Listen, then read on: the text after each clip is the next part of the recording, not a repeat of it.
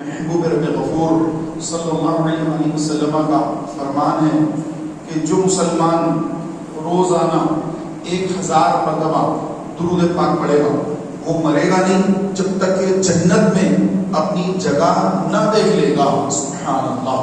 تو اس میں کون سا بھی درود پڑھ سکتے ہیں، بڑا بھی پڑھ سکتے ہیں، چھوٹا بھی پڑھ سکتے ہیں، بس اتنا ہے کہ 1000 کی گنتی پوری کرنا ہے، 1000 مرتبہ روزانہ درود شریف پڑھنا ہے، تاکہ اس حدیث پاک کی روشنی میں ہم مرنے سے پہلے ہی جنت میں اپنا مقام دیکھ لیں گے کہ کس مقام پر ہم نے جنت میں جانا ہے۔ یہ بڑی خوش نصیبی کی بات ہے۔ اللہ تعالیٰ مجھے آپ کو اور ہر مسلمان کو نصیب فرمائے ایک مرتبہ مل کر بآواز بلند درود پاک پڑھ لیجیے۔ اللہم صلی علی سیدنا و مولانا محمد وعلی آل سیدنا و مولانا محمد وبارک وسلم صلاۃ و سلام علیک یا سیدی یا حبیبی یا رسول اللہ صلی اللہ تعالی علیہ وسلم۔ محترم بھائیوں، یہ ربیع الثانی کا مہینہ ہے اور اس مہینے کی 11 تاریخ کو سرکار سیدنا غوث الاعظم شیخ عبد القادر جیلانی رضی اللہ تعالی عنہ کی 11ویں شریف ہوتی ہے اور اس کی فاتحہ نیاز کرائی جاتی ہے، فاتحہ دی جاتی ہے اور الحمدللہ غریبوں کو، یتیموں، بیووں، مساکین کو کھانا کھلایا جاتا ہے اور گھروں کے اندر بھی الحمدللہ فاتحہ خوانی ہوتی ہے۔ اس کا ثواب سیدنا غوث اعظم کی بارگاہ میں ایصال کیا جاتا ہے، جس کو ایصال ثواب کہا جاتا ہے۔ یہ اچھا عمل ہے کہ ہمارے آقا نبی کریم صلی اللہ علیہ وآلہ وسلم کے نام سے حضور غوث پاک ہر چاند کی 11 تاریخ کو فاتحہ خوانی کرتے تھے اپنے مدرسے بغداد میں، اور جتنے طلبہ ہوتے ان طلبہ کی تو دعوت ہوتی، اس سے ہٹ کر اور بھی باہر کے لوگوں کو بھی اور عام لوگوں کو بھی آپ دعوت میں مدعو کرتے، بلاتے، ان کو کھانا کھلاتے اور ہزاروں کا مجمع آتا ہر مہینے کی 11 تاریخ۔ تو یہ الحمدللہ ہندو پاک سے بھی علماء جب وہاں پر گئے اور پوری دنیا سے لوگ وہاں پر آتے تھے، لوگوں نے جب دیکھا کہ 11 تاریخ کو حضور سیدنا غوث اعظم شیخ عبد القادر جیلانی رحمۃ اللہ تعالی علیہ حضور کے نام سے فاتحہ خوانی کرتے ہیں، تو پھر لوگ وہاں سے جب اپنے اپنے وطنوں کو آئے تو پھر انہوں نے بھی اپنے اپنے وطن میں آ کر 11 تاریخ کو فاتحہ کا سلسلہ جاری رکھا اور الحمدللہ اب یہ جو 11ویں شریف ہم کرتے ہیں یہ سرکار غوث اعظم کے نام سے 11ویں شریف کرتے ہیں، غوث پاک کے سرکار کے نام سے کی، اور ہم مسلمان غوث پاک کے نام سے 11 تاریخ کو غوث پاک کی سارے ثواب کی وجہ سے 11ویں شریف کرتے ہیں۔ اور اس ماہ میں الحمدللہ حضور غوث اعظم شیخ عبد القادر جیلانی رضی اللہ تعالی عنہ کے فضائل بیان ہوتے ہیں، ان کی شان، ان کا مقام، ان کا مرتبہ بیان ہوتا ہے، کیونکہ اللہ تعالیٰ نے اولیاء اللہ کی جو تعریف بیان فرمائی کہ اللہ والے جو ہے نیک بندے، اللہ کے ولی، ولی کا مطلب ہے دوست، اولیاء کا مطلب کئی دوست، یعنی اس کی جمع ہے، یہ سنگولر ہے، وہ پلورل ہے، ولی یعنی ایک، اولیاء یعنی ایک سے کئی زائد۔ تو اللہ نے قرآن پاک میں فرمایا الا ان اولیاء اللہ لا خوف علیہم ولا هم یحزنون، کہ بے شک خبردار کہ اللہ کے ولیوں کو نہ کوئی خوف ہوگا اور نہ وہ غمزدہ ہوں گے۔ حشر کا میدان ہوگا تو ہر گناہ گار آدمی پریشان ہوگا، بلکہ ہر انسان پریشان ہوگا کہ نہ جانے میرا آج کیا حال ہوگا، میری نیکیاں قبول ہوئی یا نہیں ہوئی، ہر آدمی پریشان ہوگا۔ اور انبیاء علیہ السلام یہ اس فکر میں ہوں گے کہ آج ہماری امت کے بارے میں اللہ تعالیٰ کیا معاملہ فرمائے گا۔ تو انبیاء بھی فکر مند ہیں اور گناہ گار بھی فکر مند ہے کہ آج ہمارے ساتھ کیا ہوگا، لیکن ایک جماعت ہے اولیاء کی جماعت، اللہ فرما رہا ہے کہ نہ ان کو خوف ہے نہ ان کو ڈر ہے۔ اللہ ان اولیاء اللہ لا خوف علیہم ولا هم یحزنون، ان کو خوف ہے نہ کوئی ان کو غم ہے، کوئی ملال نہیں ہے۔ کیوں؟ کیونکہ یہ اللہ والے ہیں، اللہ کے ولی ہیں، نبی نہیں ہے۔ نبی کو اپنی امت کے بارے میں غم ہے کہ میری امت کا کیا ہوگا، اور گناہ گاروں کو خوف ہے کیونکہ دنیا میں بے خوف رہے، اللہ کا ڈر نہیں تھا دنیا میں بے خوف تھے، آخرت میں خوف زدہ ہیں۔ اور انبیاء غم میں ہیں، پتہ نہیں آج میری امت کے بارے میں اللہ کیا معاملہ فرمائے گا۔ لیکن یہ جماعت ایسی ہے، نہ یہ انبیاء میں سے ہیں اور نہ یہ گناہ گار میں سے ہیں، یہ اولیاء نہ ہیں، یہ اللہ والے ہیں، یہ اللہ کے دوست ہیں، تو نہ ان کو ڈر ہے نہ ان کو خوف ہے نہ ان کو غم ہے. کیوں؟ کیونکہ انہوں نے ساری زندگی اللہ اس کے رسول کی اطاعت میں گزاری، فرما برداری میں گزاری، اللہ کا ڈر ان کے دلوں میں رہا، تو اللہ نے قیامت کے دن ان کے دل سے خوف کو دور کر دیا.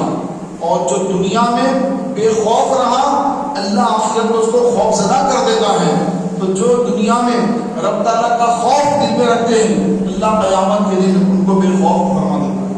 محترم پیارے بھائیوں، اولیاء اللہ جو ہیں، اللہ والے جو ہیں، اللہ تبارک و تعالیٰ نے ان کا مقام اور مرتبہ بہت بلند فرمایا ہے کہ قیامت کے دن یہ اولیاء کرام عام مسلمانوں کی شفاعت فرمائیں گے. فرمایا گیا کہ ایک مسلمان جو ہے وہ حافظ قرآن جو ہے 10 کی شفاعت کرے گا، اور عالم دین حاجی جو ہے وہ 400 مسلمانوں کی شفاعت کرے گا. اللہ اس کی شفاعت کو 400 بندوں کے حق میں قبول کرے گا.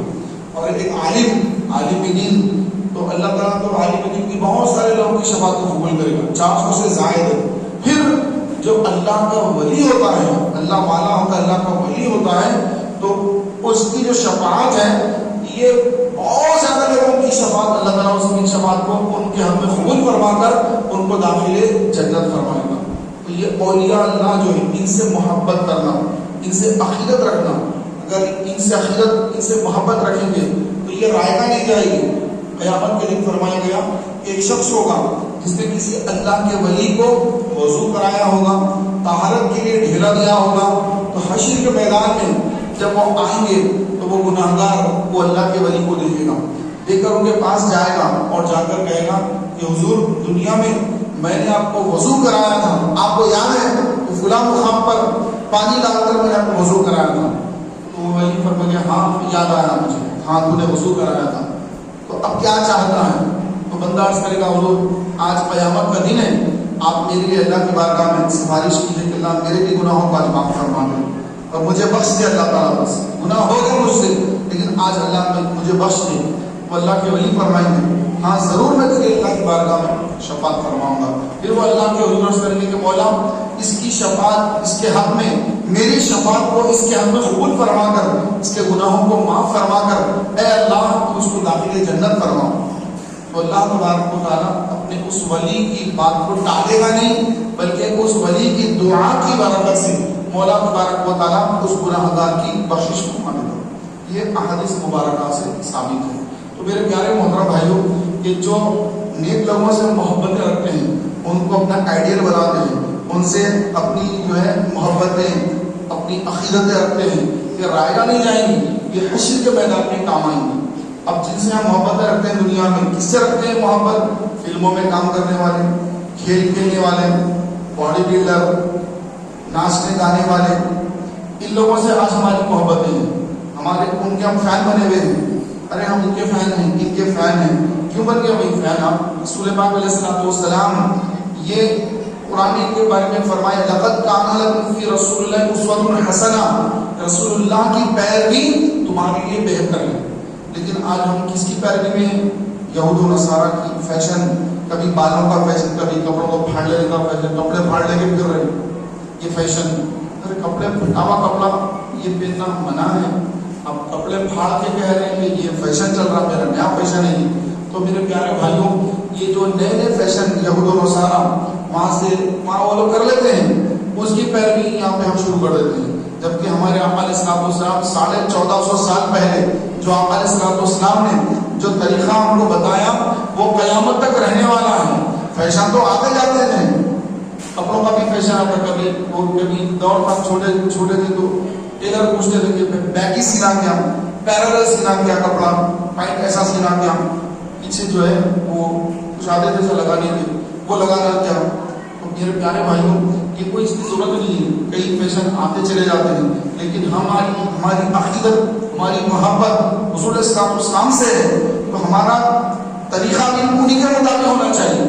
آقا علیہ السلام کی سنت کیا ہے ہم وہ دیکھتے، صحابہ کی سنت کیا ہے وہ دیکھتے، اولیاء کی سنت ہے، اولیاء اللہ نے کیا کیا ہے اگر ہم وہ دیکھ لیتے تو پھر سبحان اللہ ہمیں ان یہود و نصارہ جو خنزیر کھاتے ہیں، جو لحم الخنزیر، خنزیر کا جو گوشت کھاتے ہیں ہم ان کی پیروی کر رہے ہیں، اور ہم کو رسول اللہ کی پیروی کا حکم دیا اللہ نے، بے شک اللہ کے رسول کی پیروی تمہارے لیے بہتر ہے، رب تعالیٰ فرما رہا ہے۔ اور ہم سرکار کی پیروی چھوڑ کر یہود و نصارہ کی پیروی کر کے اپنے آپ کو بڑے بھی سمجھتے ہیں، الٹا ہم جو بہت ہائی فائی ہیں، ہم بہت جو ہے بہت زیادہ فیمس ہے، ماڈرن یوں ہے، فلاں ہے۔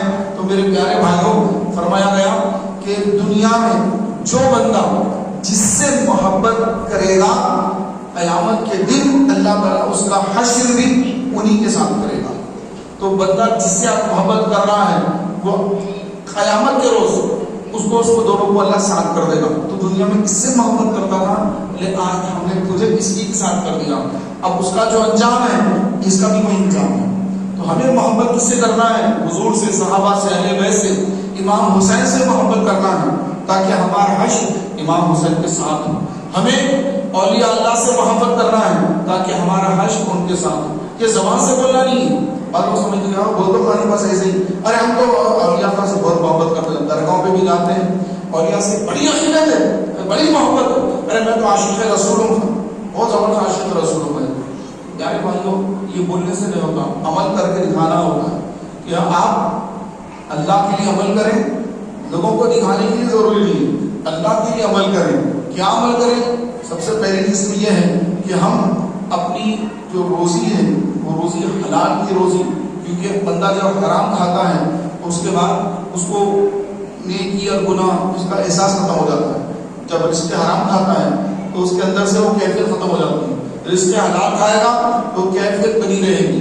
ایک بزرگ تھے حضرت سیدنا ابراہیم ابن ادھم رحمۃ اللہ تعالیٰ علیہ، تو بصرہ کی جامع مسجد میں آپ جو گئے رات میں، اور عشاء کی نماز کے بعد آپ وہیں مسجد میں رک گئے، اور مسجد میں جو چراغ بجھانے والے مؤذن نے چراغ وغیرہ بجھا دیا، مسجد میں اندھیرا ہو گیا۔ رات کا وقت آدھی رات گزرنے کے بعد مسجد میں 40 درویش داخل ہوئے، ایک کے بعد ایک، ایک کے بعد ایک کے بعد ایک، 40 درویش داخل ہوئے، اور ان میں سے ایک نے کہا کہ اس آج مسجد کے اندر، یہ جامع مسجد کے اندر ہم 40 درویشوں کے علاوہ اور ایک شخص بھی یہاں پر ہے، جبکہ پورا اندھیرا ہے۔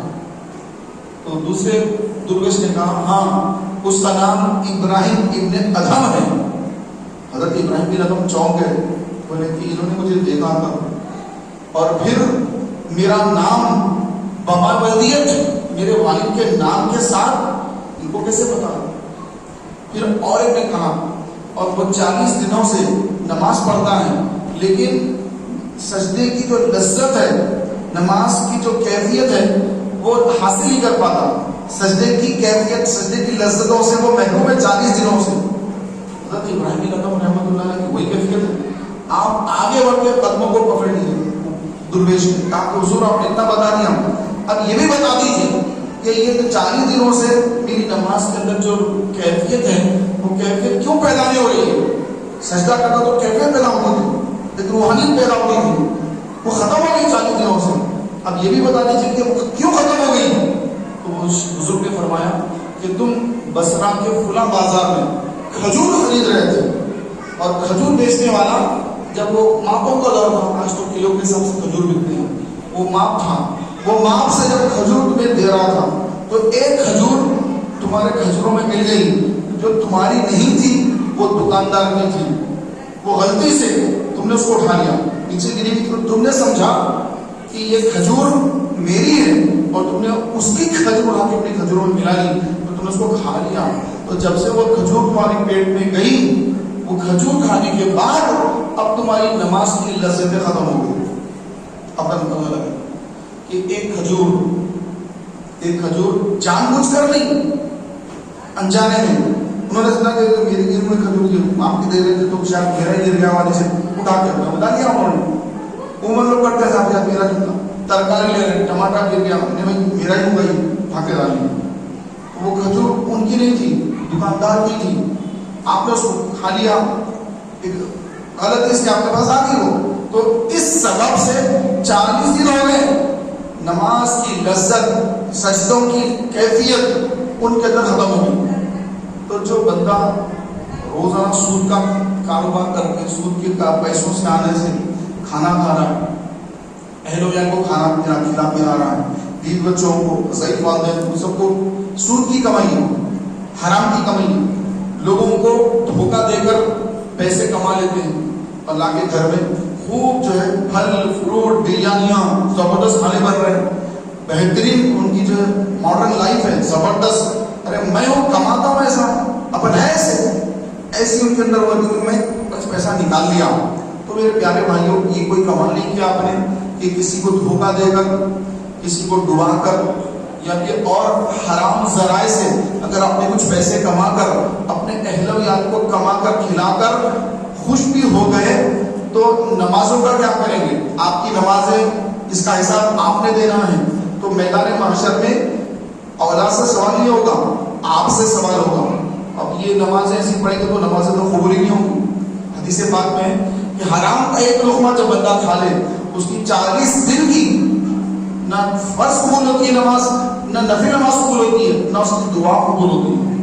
اور جب قیامت کا دن ہوگا تو فرشتے جب اللہ تعالیٰ حساب لے گا تو فرشتے جب اس کو پکڑ کے جہنم کی طرف لے جا رہے ہوں گے تو اس وقت جو ہے وہ شخص رک کر پلٹ کر اپنی اولاد کو دیکھے گا، اپنے بیوی بچوں کو دیکھے گا اور دیکھ کر کہے گا کہ ہائے افسوس کہ مجھ پر اب ان گناہوں کا بوجھ رہ گیا جو میں نے تمہارے لیے کیے.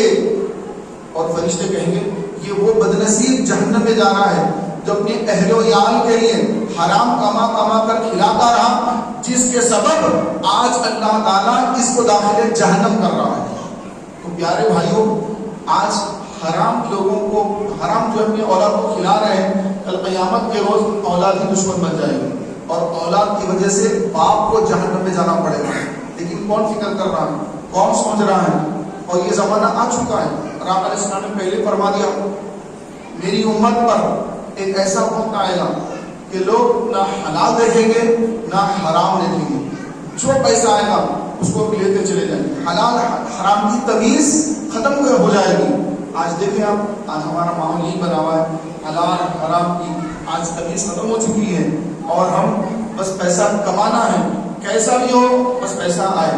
اس کے بعد نماز بھی پڑھیں گے، زکوٰۃ بھی دیں گے اور جو ہے حج پہ بھی جا رہے ہیں صاحب، عمروں پہ بھی جا رہے ہیں ماشاء اللہ. پھر جو ہے مسجدوں میں چندہ بھی دے رہے ہیں، ان کے نام سے دعائیں ہو رہی ہیں. چاہیے جناب نے چندہ دیا تھا ان کے نام سے دعا ہو رہی ہے، یعنی سب کام ماشاء اللہ ہو رہے ہیں. باہر جو ہے لہر لگی ہوئی زکوٰۃ دے رہے ہیں، ساڑیاں دے رہے ہیں، کپڑے دے رہے ہیں. تو یہ سب تو چل رہا ہے، لیکن کیا یہ قبول بھی ہوگا؟ کہ حلال کی کمائی یہی ہے ساری جو آپ دے رہے ہیں. آقا علیہ السلام نے فرمایا کہ اللہ تبارک و تعالیٰ پاک ہے اور پاک مال کو ہی قبول فرماتا ہے. ناپاک مال جو ہوتا ہے اللہ اس کو قبول نہیں فرماتا. اچھا بعض صورتوں میں قطعی حرام جو چیز ہے، مثلا سود کے بارے میں اللہ نے فرمایا کہ سود حرام ہے. ربا، سود کو عربی میں ربا کہتے ہیں. ربا جو ہے یہ حرام فرما دیا گیا. اب کوئی بندہ خالص سود کی کمائی اور وہ لے کر کے اب ثواب کی نیت سے اگر صدقہ کرے گا تو اسی وقت کافر ہو جائے گا. ثواب کی نیت سے اگر صدقہ کرے گا تو اسی وقت کافر ہو جائے گا، کیونکہ جو حرام قطعی ہے، جو حرام قرآن سے ثابت ہے، ایسی حرام چیز کو کما کر پھر ثواب کی نیت کر رہا ہوں اس پر کہ میں یہ اللہ کی راہ میں دے رہا ہوں، اللہ سے مجھے ثواب لے گا. تو ثواب کی نیت سے اگر صدقہ کرے گا تو پھر ڈائریکٹ جو ہے جہنم میں جائے گا، اسلام سے خارج ہو جائے گا. یہ مسئلہ ہے لیکن لوگوں کو پتا نہیں. لوگ سمجھتے ہیں کہ بس ہم صدقہ کر لو قبول ہو جاتا ہے. نہیں ہوتا صدقہ قبول، اس وقت تک نہیں ہوتا جب تک کہ آپ حلال مال صدقہ نہ کریں. حرام مال کتنا بھی صدقہ کر لیں، اچھا حرام مال ہے آپ ایسے دے دیں بغیر ثواب کی نیت سے تو کوئی مسئلہ نہیں ہے، وہ چلا جائے گا، ثواب تو ملے گا نہیں. لیکن اگر آپ نے ثواب کی نیت کی تو اسلام آپ کے ہاتھ سے نکل جائے گا، آپ اسلام کے باہر دائرہ اسلام سے خارج ہو جاتے ہیں. یہ بڑا مسئلہ ہے، لوگوں کو پتا نہیں. پیارے بھائیوں اسی طرح جو مسلمان نہ ہو، غیر مسلمان ہے، غیر مسلم ہے، وہ مر جائے تو اس کی مغفرت کی دعا کرنے والا بھی اسلام سے خارج ہو جاتا ہے. آپ کو پتا ہے؟ نہیں پتا. کئی ایسے بھائی ہیں جو آج کل جو ہے علماء کے پاس بیٹھنا کم ہو گیا لوگوں کا اور سوشل میڈیا کا استعمال زیادہ ہو گیا. دیکھتے اس کے اوپر موبائل پر فیس بک پر فلاں فلاں پتہ نہیں کیا کیا اور ہے، تو انہوں مر گئے انہوں مر گئے، تو اس پہ جو ہے دعائیں کلمات لکھتے ہیں کہ اللہ ان کی بخشش کر دے. وہ کفر پہ مر گیا، آپ اس کی بخشش کی دعا مانگ رہے ہیں، اس کے لیے سلامتی کی دعا مانگ رہے ہیں، اس کے لیے رحمت کی دعا مانگ رہے ہیں. تو یاد رکھیے جو غیر مسلم ہیں اللہ تعالیٰ نے ان کے لیے فرمایا کہ اے میرے محبوب آپ کسی کافر کے لیے، آپ اور مسلمان کسی کافر کے لیے بخشش کی دعا مت مانگیے کہ اللہ ان کی کبھی بخشش نہیں فرمائے گا، اللہ ان کی کبھی مغفرت نہیں کرے گا، کبھی ان کو معاف نہیں کرے گا. تو اللہ نے اپنے پیارے محبوب کو حکم دیا کہ اللہ اے میرے محبوب اللہ کبھی معاف نہیں کرے گا، آپ کبھی بھی دعا مت کریے ان کے واسطے. اور حکم دے دیا گیا مسلمانوں کو کبھی ان کے لیے دعا مت کرو کافروں کے لیے. لیکن ہمارے بھائی جو ہے RIP لکھ جو میسج کر رہے ہیں، ریسٹ ان پیس، کہ اللہ تعالیٰ جو ہے ان کو شانتی دے، ان کی آتما کو شانتی دے. یہ بولنا بھی جملہ کفریہ جملہ ہے، تو ان کی روح کو جو ہے اللہ غریب کی رحمت کرے کہنا، ان کی آتما کو اللہ شانتی دے، غیر مسلم کہتے ہیں. تو یہ غیر مسلم کہنے تو ان کے لیے کوئی مسئلہ نہیں، مسلمان نہیں کہہ سکتا. مسلمان غیر مسلم کے لیے رحمت کی، مغفرت کی اور عذاب سے بچنے کی اس طرح کی کوئی دعا اگر کرے گا تو حرام. اب اس کو مسئلہ بتایا گیا کہ ایسا نہیں کرنا چاہیے تھا، حرام کام ہو گیا، یہ نہیں کرنا چاہیے تھا. اب معلوم ہونے کے بعد اب اگر کرے گا تو پھر وہ کافر ہو جائے گا، اسلام سے باہر ہو جائے گا. معلوم نہیں تھا، جہالت تھی، نہیں معلوم تھا، کر لیے حرام کا گناہ. حرام کا گناہ کرنے کے بعد بندہ جہنم میں جاتا ہے، پھر پلٹ کے آتا ہے. لیکن اگر کفر شامل ہو جائے تو پھر ایک بار چلا گیا کفر کر کے جہنم میں تو کبھی بھی واپس نہیں آئے گا. اللہ تعالیٰ ہم سب کے ایمان کی حفاظت فرمائے اور ہم سب کو علم دین حاصل کرنے، اس پر عمل کرنے اور دوسروں تک پہنچانے کی سعادت عطا فرمائے. آمین بجاہ نبی الامین صلی اللہ تعالیٰ علیہ وسلم.